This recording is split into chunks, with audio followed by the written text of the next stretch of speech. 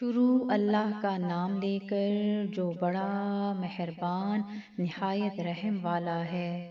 سورہ نساء آیت 101 تا 115۔ اور جب تم سفر کو جاؤ تو تم پر کچھ گناہ نہیں کہ نماز کو کم کر کے پڑھو، بشرطے کہ تم کو خوف ہو کہ کافر لوگ تم کو ستائیں گے، بے شک کافر تمہارے کھلے دشمن ہیں۔ اور اے پیغمبر، جب تم ان مجاہدین کے لشکر میں ہو اور ان کو نماز پڑھانے لگو تو چاہیے کہ ان کی ایک جماعت تمہارے ساتھ مسلح ہو کر کھڑی رہے۔ جب وہ سجدہ کر چکیں تو تم سے پیچھے چلے جائیں اور دوسری جماعت جس نے نماز نہیں پڑھی ان کی جگہ آئے اور ہوشیار اور مسلح ہو کر تمہارے ساتھ نماز ادا کرے۔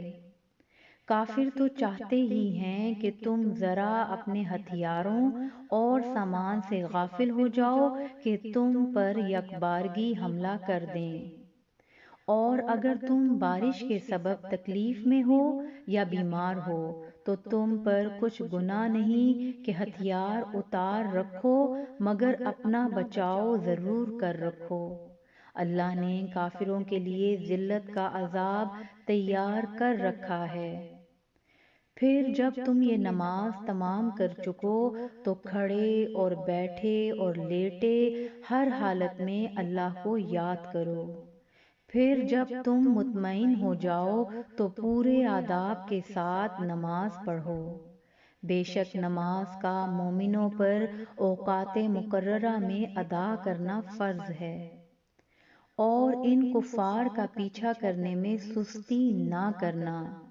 اگر تم بے آرام ہوتے ہو تو جس طرح تم بے آرام ہوتے ہو اسی طرح وہ بھی بے آرام ہوتے ہیں، اور تم تو اللہ سے ایسی ایسی امیدیں رکھتے ہو جو وہ نہیں رکھتے، اور اللہ سب کچھ جانتا ہے، بڑی حکمت والا ہے۔ اے پیغمبر، ہم نے تم پر سچی کتاب نازل کی ہے تاکہ اللہ کی ہدایات کے مطابق لوگوں کے مقدمات فیصل کرو، اور دیکھو دغابازوں کی حمایت میں کبھی بحث نہ کرنا، اور اللہ سے بخشش مانگتے رہو، بے شک اللہ بخشنے والا ہے، بڑا مہربان ہے۔ اور جو لوگ اپنے ہم جنسوں کی خیانت کرتے ہیں ان کی طرف سے بحث نہ کرنا، کیونکہ اللہ دغاباز اور گناہگار کو دوست نہیں رکھتا۔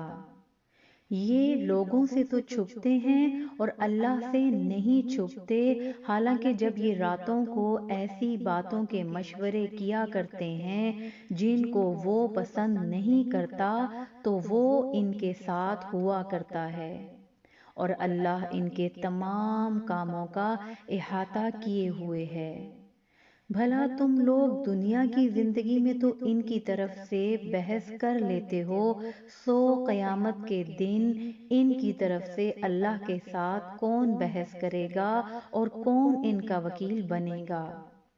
اور جو شخص کوئی برا کام کر بیٹھے یا اپنے حق میں ظلم کر لے پھر اللہ سے بخشش مانگے تو اللہ کو بڑا بخشنے والا، بڑا مہربان پائے گا۔ اور جو کوئی گناہ کرتا ہے تو اس کا وبال اسی پر ہے، اور اللہ سب کچھ جاننے والا ہے، حکمت والا ہے۔ اور جو شخص کوئی قصور یا گناہ تو خود کرے لیکن اس کا الزام کسی بے گناہ پر ڈال دے تو اس نے بہتان اور کھلے گناہ کا بوجھ اپنے سر پر رکھا۔